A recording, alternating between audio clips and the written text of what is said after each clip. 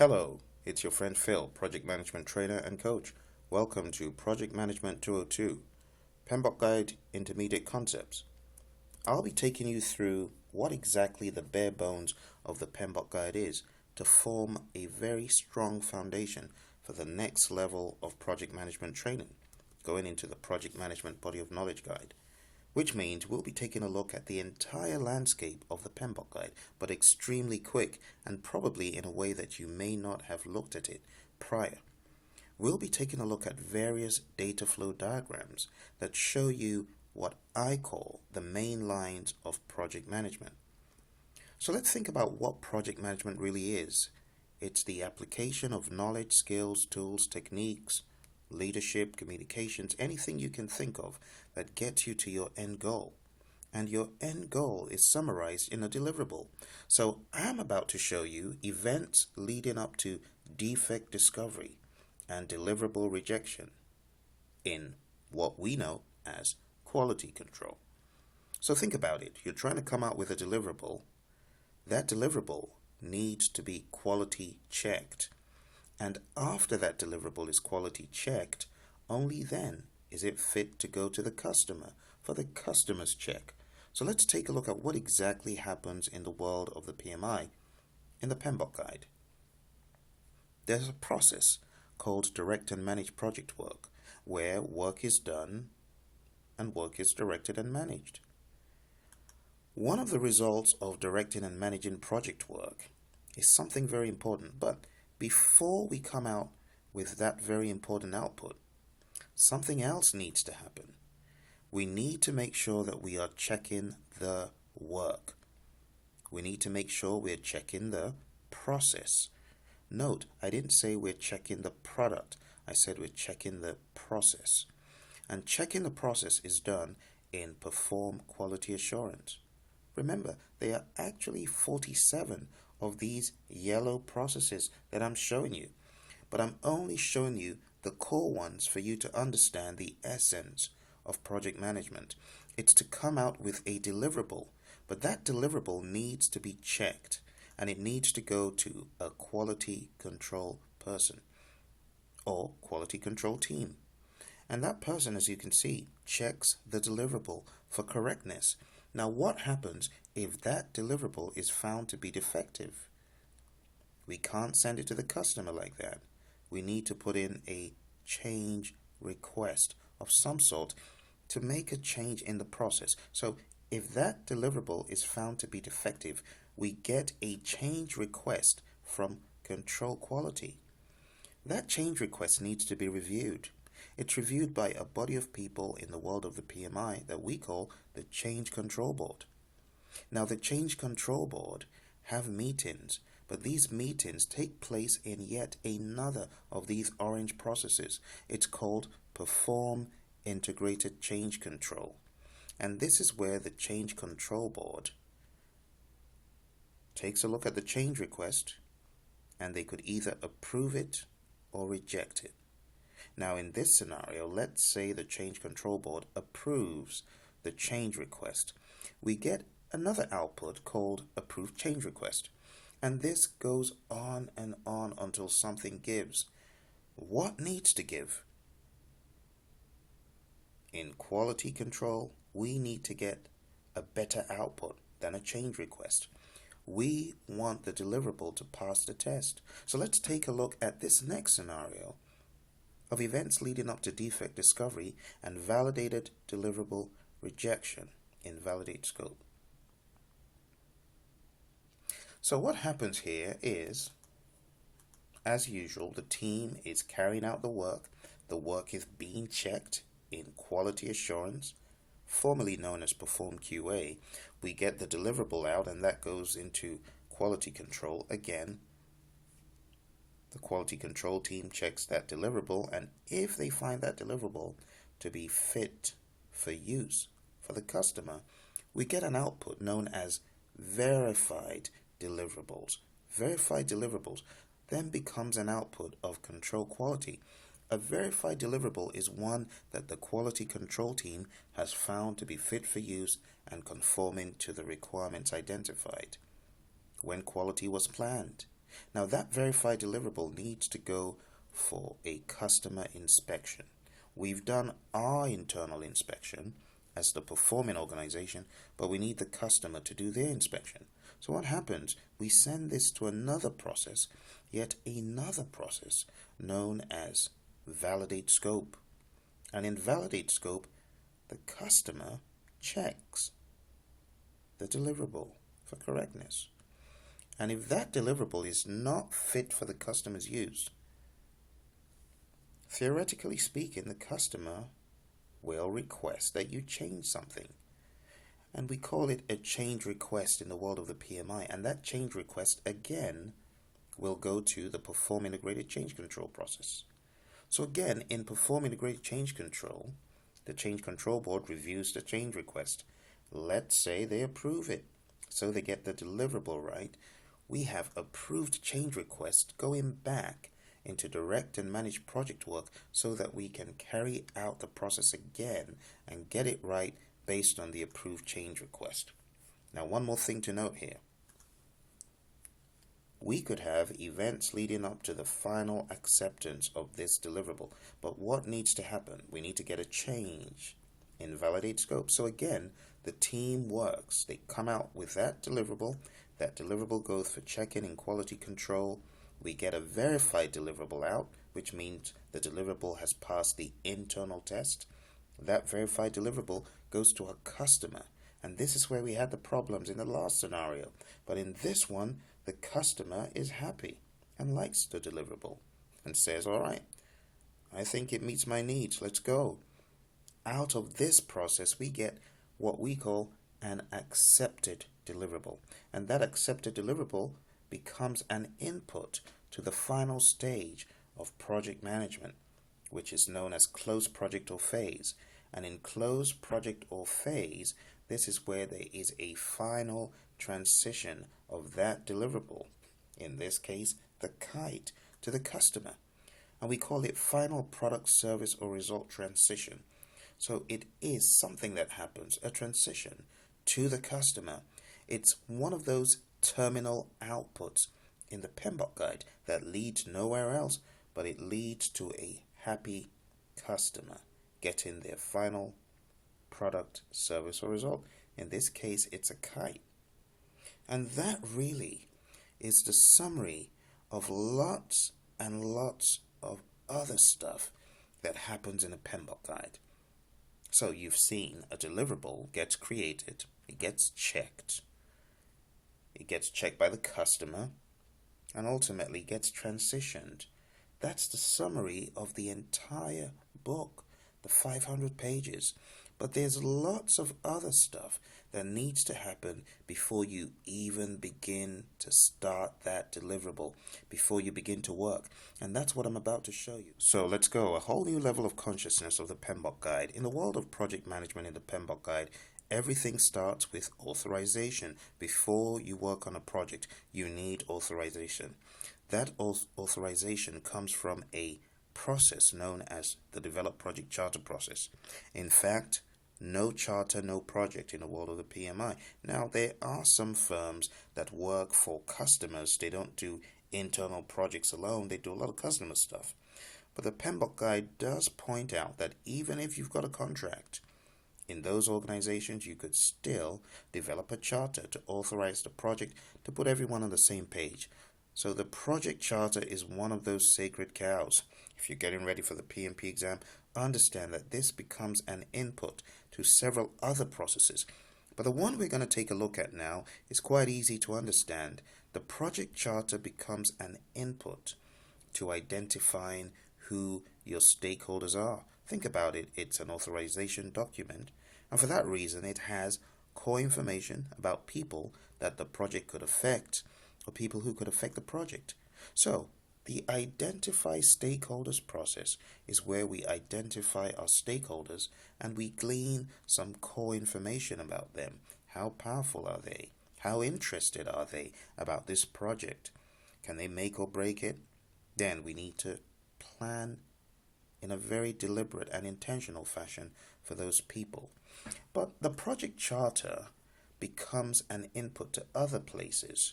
In Identify Stakeholders, we get something called a stakeholder register.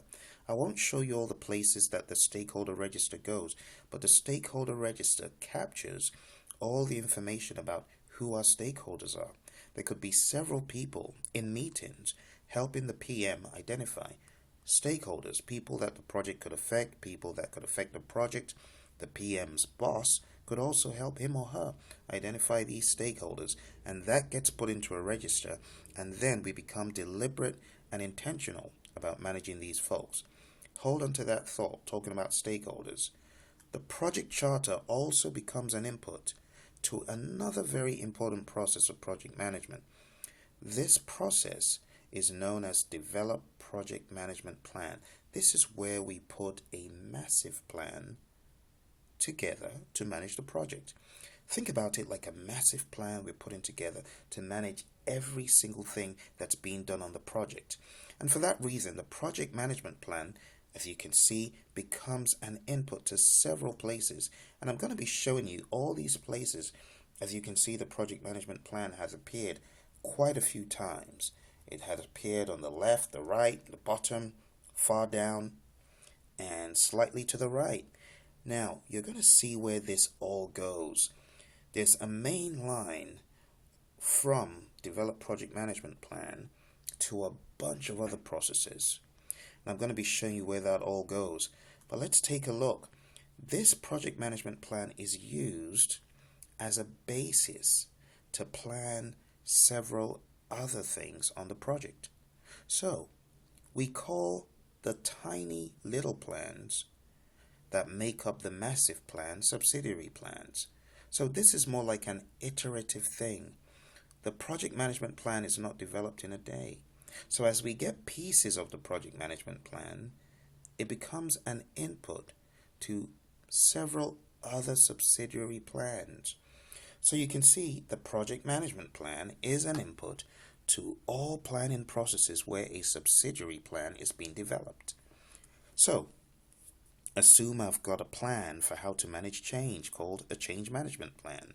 Well, that becomes an input as I'm developing another plan for costs called a cost management plan, or schedule management plan, or scope management plan. I need to know how to manage change.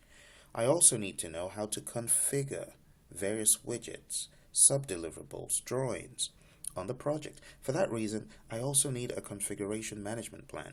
Now, those are the bare bones in the project management plan that are fed to several other processes where subsidiary plans are being developed, because we need to configure and manage change in an orderly fashion. But with that in mind, the project management plan becomes an input to one of those processes we talked about previously called direct and manage project work. Now you can see there's a trend of processes in blue. These are all in integration management. As we feed the project management plan into direct and manage project work, we are doing it with an intent to come out with a deliverable.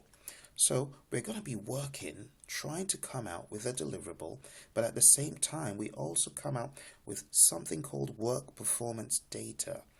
This data is our raw observations on the project, which help us identify certain aspects that need to be further analyzed. An example could be, Phil should be here, but he's late. Phil's going to be 2 days late to this project. That's work performance data. It's a raw observation.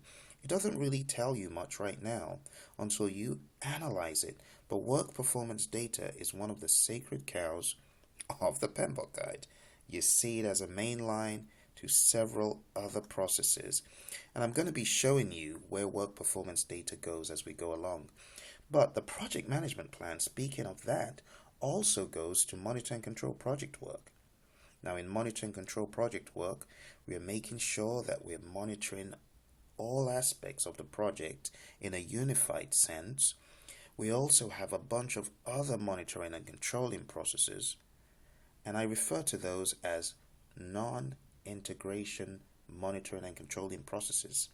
So if you've read page 61 shows you that breakdown of all of those processes, especially those in monitoring and controlling.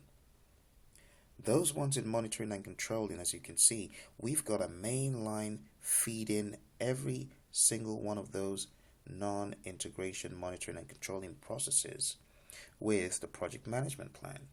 Now, I've attacked integration separately. We have a few processes from integration 2 actually that also use the project management plan, but I'm trying to use that green box as a catch-all to help you see that if you are in monitoring and controlling, you do need to be using the project management plan. And the project management plan will guide you on how to effectively monitor and control time, cost, scope, risk, procurement, everything that falls under that domain. So, with that said, the project management plan is an input to control quality.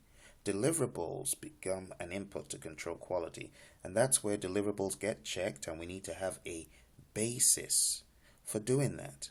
So we've got a project management plan, which contains so many other tiny little plans, including a quality management plan and a requirements management plan, and so many other bits and pieces that are talked about on page 78 in the PMBOK guide. So don't lose track here. What exactly is happening in control quality? We're trying to come out with a verified deliverable. We also get work performance information from every monitoring and controlling process. So control quality is green like the other processes on the right. Work performance information comes out of control quality and goes to monitor and control project work. Remember my analogy, Phil is not available, he's late, work performance data. Now what is the impact of Phil's not being available in terms of quality? Oh, we could have a quality impact. It means that we no longer will be able to meet certain standards because he was meant to be doing that. Maybe it's an ISO standard, maybe Phil's the expert and he's no longer available. Well, that work performance information of the impact of Phil's not being available from a quality perspective needs to go to the monitor and control project work process. And at that point, we need to put all that information about Phil's not being available and how it impacts quality, how it impacts cost, how it impacts time. That all needs to be put into some form of a report. So in monitor and control project work, that's where we actually put these reports together. So I've talked about some core things: work performance data, work performance information, and I mentioned the term work performance report. Hang on to that thought. From control quality though, remember this is an ongoing project, so all sorts of things are happening. Can you see how chaotic the poor PM's life could be if things don't go according to plan? Now ultimately from control quality we're going to get a verified deliverable. After all goes well, that verified deliverable goes to validate scope for the customer to check. But at the same time, I'm also trying to call your attention to the fact that from all monitoring and controlling processes except perform integrated change control, this one, we get change requests. We could get change requests from all monitoring and controlling processes. Now you can see change requests coming from that green box, reminding you that from every non-integration process you could get change requests. So perform integrated change control could get rather busy. In order to review these change requests and to make up your mind with the change control board if these changes should be implemented or not, you need to have a bearing of what's going on the project to understand, oh well, based on current project conditions, it makes sense to approve these change requests, or it doesn't. And for that reason, we've got an output from monitor and control project work. Remember, I told you to hold on to the thought. We've got work performance reports coming out of monitor and control project work and going into perform integrated change control. Are you seeing these linkages now? It's all over the place. It gets even crazier than that. We've got this huge main line that goes all the way from direct and managed project work into every single non-integration monitoring and controlling process. And we get work performance data going into all of those non-integration monitoring and controlling processes. So when you look at this, you see that there's so much going on. Can you imagine if I had to show you every single non-integration monitoring and controlling process? It would be absolutely crazy to show you all that interaction. So I'm trying to keep it summarized at a high level. But bear in mind here that there's also inputs along that main line from the project management plan being created, and that goes to a process known as close, project, or phase. So I've shown a number of additional things.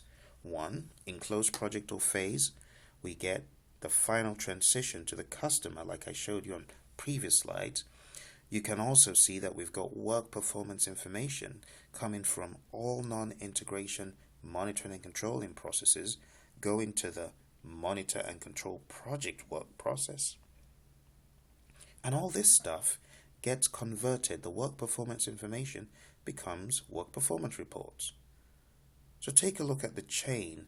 Work performance data from here, from direct and managed project work, goes all the way to every single process in monitoring and controlling, except those in integration, of course. And from all of those 9, we get work performance information going into monitor and control project work. We get work performance reports coming out. But the good thing is that at the end of the project, after the project management plan has become an input to close project or phase, we get a final product, service, or result transition. What I'm showing you is pretty much the 20% of the PMBOK guide that can give you an 80% payoff in your project management and on your PMP exam. The stuff I'm showing you right here can save you tens of hours as you study. Big ticket items like the project management plan go into all of those monitoring and controlling processes that are not in integration. Big ticket items like the work performance data coming out of direct and managed project work and going into all non-integration monitoring and controlling processes. The work performance information coming out. The work performance reports going back into perform integrated change control. So this stuff is huge. I would advise you to watch the video again and again and again and listen to some of the stuff I'm saying, and it will help you better understand the dynamic.